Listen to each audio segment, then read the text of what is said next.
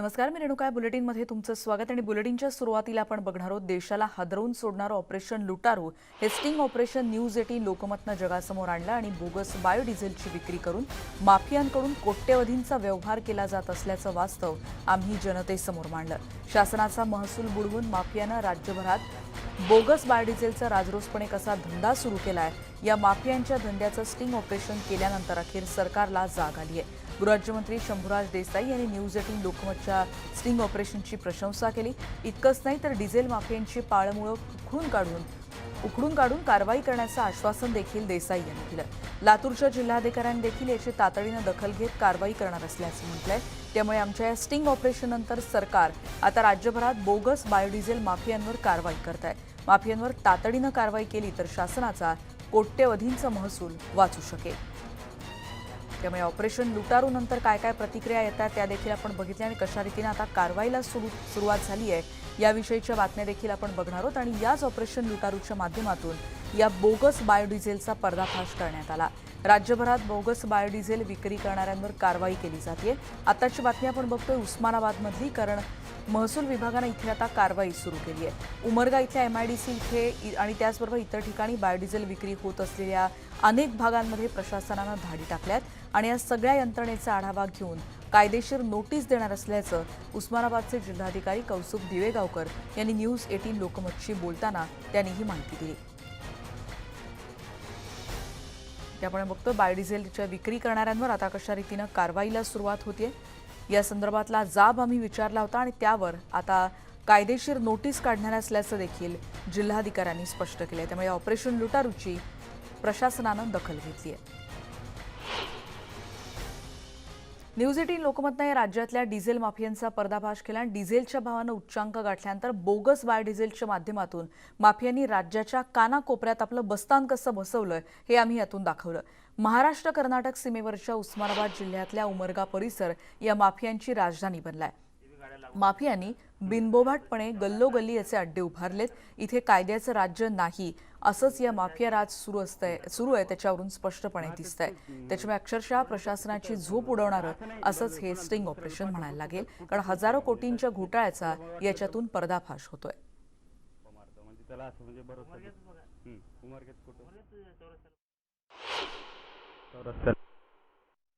उमनाबादला संध्याकाळी टाकायचं असं का तर चालू आहे रात्री फक्त.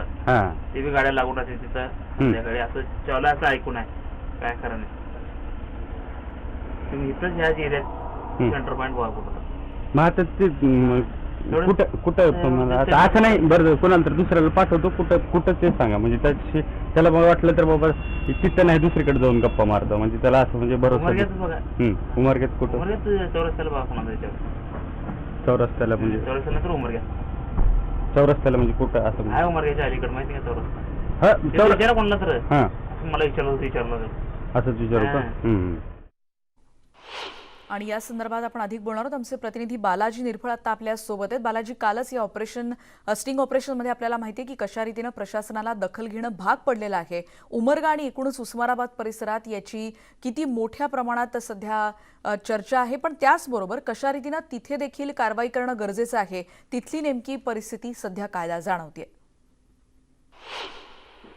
रेणुका, आपण ज्यावेळेस स्टिंग ऑपरेशन सुरू केलं आणि जसा आपला त्यांचा प्रोमो पडला, ज्या दिवशी प्रशासनाला कुणकुण लागली की न्यूज 18 लोकमत आहे सगळा बोगस डिझेलचा जो पर्दाफाश करत आहे, त्या दिवसापासून प्रशासन जे आहे ते अलर्ट मोडवरती गेलं होतं आणि प्रशासनानं काहीतरी कारवाया सुद्धा केल्या होत्या. मात्र काल जेव्हा ही बातमी लागली, प्रशासन जे आहे ते खडबडून जागं झालेलं आहे.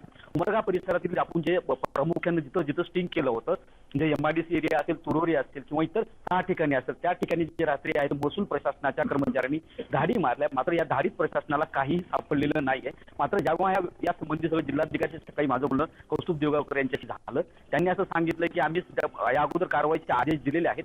उस्मानाबाद जिल्ह्यात जे आहे ती बायोडिझेल विक्रीला परवानगी नाही आहे.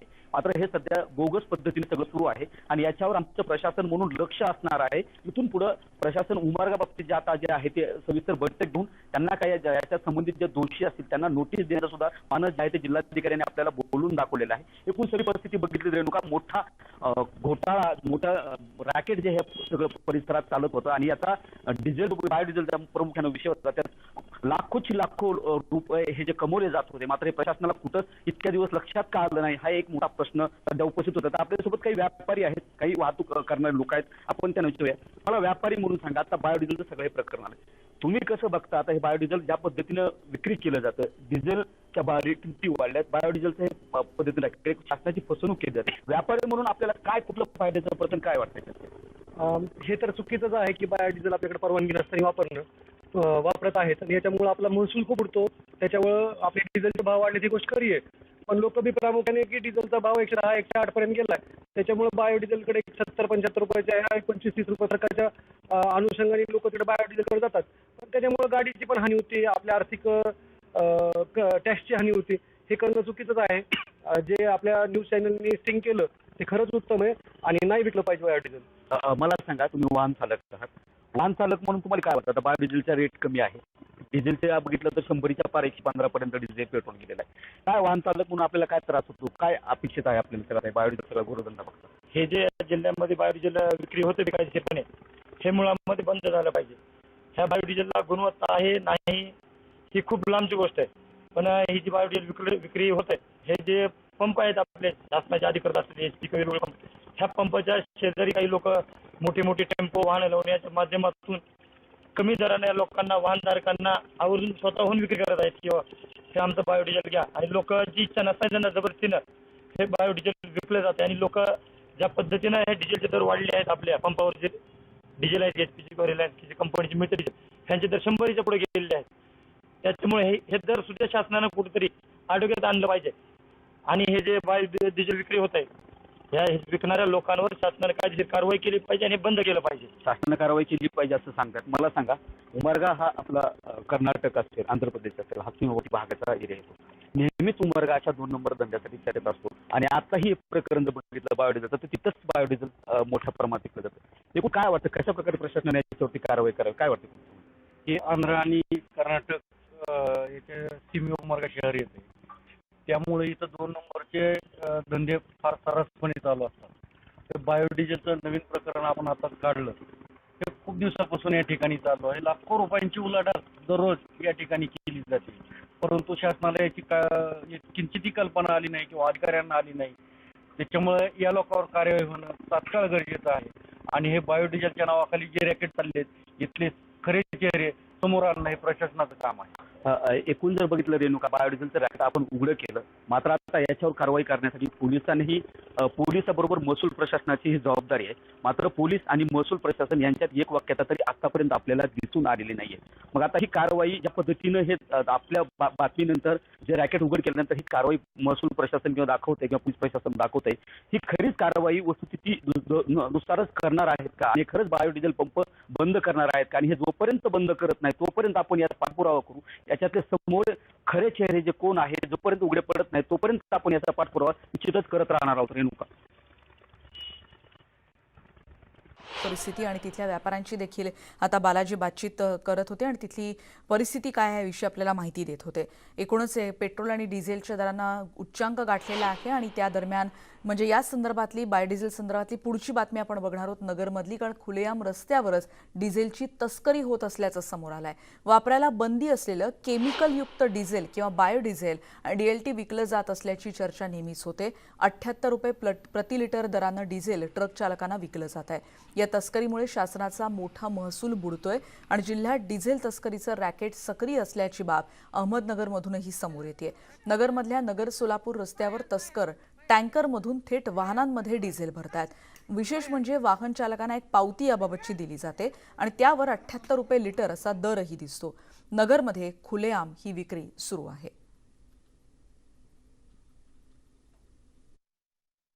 बायोडिझेल गाड्यात आपण जे वापरतो त्याच्यामुळं वॉश पंप, फिल्टर आणि कालांतराने इंजिनचं परफॉर्मन्स हे सगळं खराब होतो.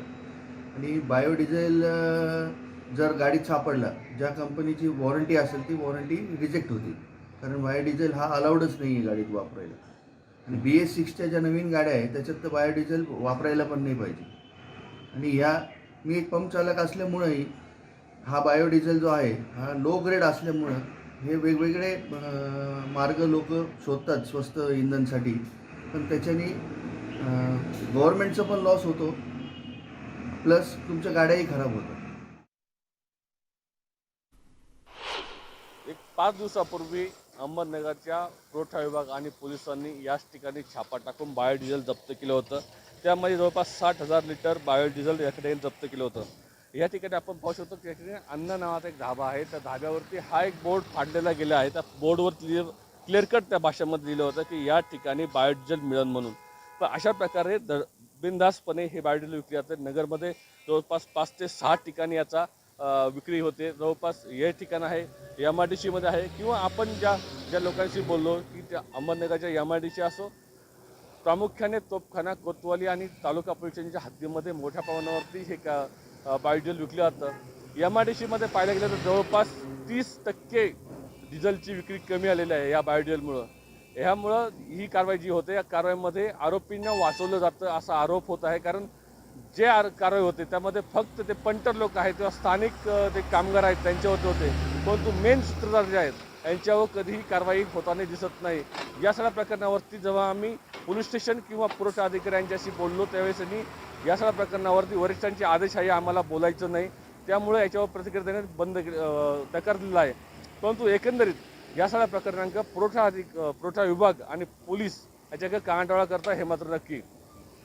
व्हिडिओ जर्नलिस्ट साहेबराव कोकणे, न्यूज 18 लोकमत, अहमदनगर. अहमदनगरमधली देखील परिस्थिती आपण बघितली आणि यानंतर एक ब्रेक घेऊन इतरही बातम्यांचा पुन्हा भेटणार आहोत. पहा फक्त न्यूज 18 लोकमत.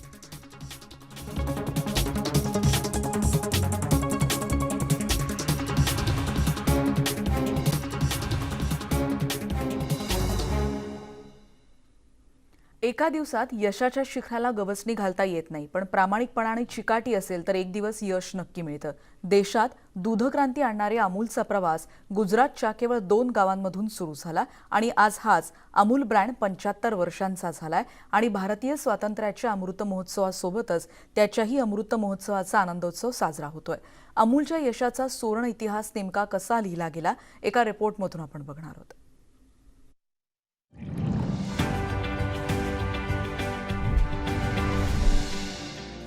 1970 तक पूरे देश में अमूल आंदोलन की गूंज सुनाई देने लगी. अमूल दूध उत्पादन करने और उसे इस्तेमाल करने वालों का पसंदीदा नाम बन गया. ऑपरेशन फ्लड के तहत नेशनल डेयरी डेवलपमेंट बोर्ड ने नेशनल मिल्क ग्रिड तैयार किया. ग्रिड का मकसद देश भर में दूध उत्पादन करने वालों को आपस में जोड़ना था. पूरे भारत में 700 कस्बे और शहर ग्रिड से जुड़ गए. इस तरह अमूल भारत में अनेकता में एकता का नया मूल मंत्र बन गया.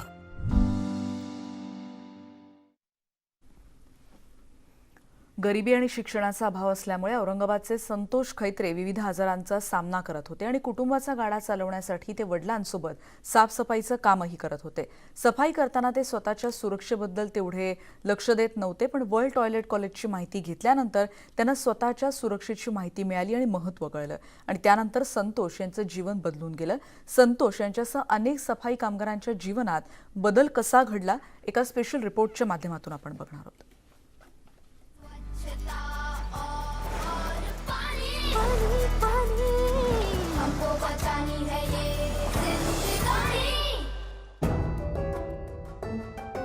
मेरा नाम संतोष अशोक खत्रे, मैं आरसूल चेतना नगर में रहता हूँ. मैं सैनिटाइजर वर्कर का काम करता हूँ. WTC में आने से पहले सर मैं किसी बात की सेफ्टी यूज़ नहीं करते थे. जैसा काम मिला वैसा अपना काम करने में बाम्बू स्टिक लिया, चौकअप निकाल दिया. हाथ में ग्लोव्स नहीं था, मास्क नहीं था मुंह पे और ना गम शूज़, कुछ भी नहीं था. हम सीधा निकल जाते थे साइड पर. हाँ, उसका 300-400 मिल जाता था एक दिन का समझो. पर एक दिन ऐसी हमको मालूम चला कि वर्ल्ड टॉयलेट कॉलेज औरंगाबाद में आया है. अब कॉलेज ठीक है, पर वर्ल्ड टॉयलेट कॉलेज हमको मालूम नहीं था सर. हम टॉयलेट कॉलेज में गए, फिर हमारे को वहाँ पर इतना पता चला कि अपना सेफ्टी कैसे यूज़ करना चाहिए और आप काम कैसा करते हो उसका हमको सब ट्रेनिंग मिला सर. वहाँ डिग्निटी किट मिला हमको. हमारा एक बचत गट है सर हमारा औरंगाबाद का, तो वो बचत गट के माध्यम से हम सब अभी रॉड मशीन मिली है, बच्चन साहब ने जो दी है हमको, वो मशीन के माध्यम से हम काम कर रहे हैं सर। अभी फैमिली में अच्छा बदलाव हुआ है, पहले जैसा अभी 200-400 का काम नहीं आता है, अभी 700-800-900 का काम आता है। थोड़ा बदलाव हुआ है, चेंज, फैमिली भी अच्छी है। अभी तो मैं ये काम कर रहा हूँ, पर मेरे बच्चों को मैं अच्छा पढ़ाऊँगा और अच्छा पढ़ा के मैं मेरे बच्चों को ये काम नहीं करने दूंगा सर। उनको अच्छी पढ़ाई करूँगा और ज़्यादा से ज़्यादा मेरे हिसाब से जितना होगा मैं उतने उनको शिक्षा दूंगा सर, और उनको अच्छा कुछ ना कुछ तो भी बनाऊंगा सर। स्वच्छता और पानी हमको बचानी है ये जिंदगानी। कोरोनाच्या संकट काळामध्ये अनेक नागरिक लॉकडाऊनमध्ये घराबाहेर पडण्यासाठी घाबरत होते आणि याच काळामध्ये काही नागरिक दुसऱ्यांच्या मदतीसाठी जीव धोक्यात घालून काम करत होते। महाराष्ट्रातल्या नाशिकमधल्या अनिल शेळके हे देखील अशाच नागरिकांपैकी एक। लसीकरणासंदर्भात नेटवर्क 18 आणि फेडरल बँकेची जनजागृती मोहीम संजीवनी शॉर्ट ऑफ लाईफ तुमच्यासमोर अशाच व्यक्तींना घेऊन येते, जी त्यांच्या कार्यामुळे आमच्या संजीवनी चॅम्पियन ठरतात।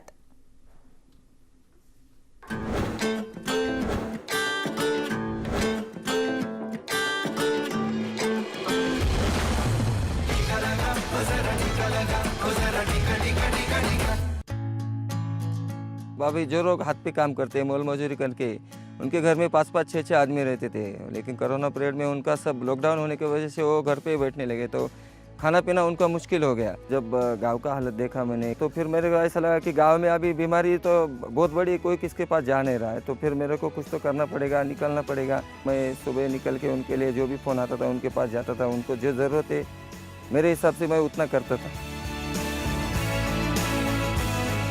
मेरे घर पे गेहूँ पिकता था, तो मेरे घर वाले उसमें 2-2, 3-3 किलो का पैकेज बना के देते थे लोगों के लिए। तो उसमें गेहूँ, चावल, थोड़ा सा मसाला, नमक डाल के हम लोग जिनको ज़रूरत है उनके पास लेके जाते थे, उनको देते थे। मेरे पिताजी को डायबिटीज़ है, शुगर है, तो फिर वो उस हिसाब से पहले वो बोलते थे, बच्चे को भी मेरे पास नहीं आने देते थे।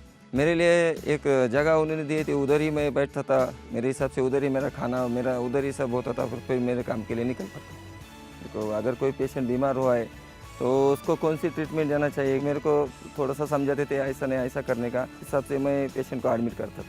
पहले 50 से ज़्यादा वैक्सीनेशन नहीं होता था, तो संजीवनी यूनिट के जो लोग हैं वो बार बार लोगों के पास जाते थे, और बाद में धीरे धीरे उनको मालूम हुआ कि वैक्सीन ज़रूरी है, तो लोग भीड़ों के साथ, मतलब जहाँ 25 होती थी वहाँ 200 वैक्सीन होने लगे। लोकांची खूप खूप मदत केली, लोकांना काढे पोचवले, लोकांची सेवा केली, लोकांना दवाखान्यापर्यंत पोचवलं, सर्व काम करायचे ते बाहेर जाऊन। आम्हाला भरपूर काळजी वाटायची त्यांची। हां, आम्हाला भीती वाटायची, भाऊ नको जाऊ, अरे तो असं काय करतो, दिवसभर जेवण नाही, खावण नाही, आंघोळ केली का चालला, आंघोळ केली का चालला, चहा देतोय। जिनके पास काम करने की क्षमता है तो उन्होंने दूसरे के लिए काम करना चाहिए।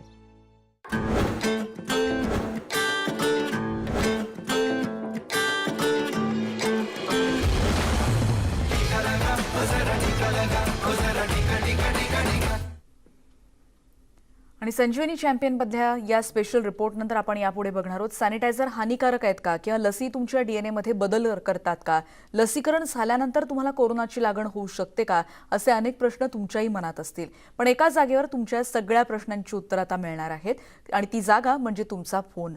नेटवर्क 18 आणि फेडरल बँकेच्या कोविड-19 विरुद्ध देशव्यापी लसजागृती मोहिमेचा एक भाग म्हणून Sanjeevani short of life Sanjeevani WhatsApp helpline सुरू करण्यात आली आहे। तुम्हाला यासाठी केवळ 7977773753 या क्रमांकावर व्हॉट्सअप करायचं आहे, आणि इथे तुम्हाला तुम्ही विचारलेल्या कोरोना संदर्भातल्या प्रश्नांची उत्तरं त्वरित मिळतील। ही माहिती क्रॉस चेक केलेली असणार आहे, त्यामुळे वाट न पाहता कोरोना संदर्भातले तुमचे प्रश्न व्हॉट्सअप करा आणि तुम्हाला या क्रमांकावर ही माहिती लगेचच मिळेल। या सगळ्याचा आढावा घेतल्यानंतर या बुलेटिनमध्ये आता आपण इथेच थांबतो आहोत। पहा फक्त न्यूज 18 लोकमत।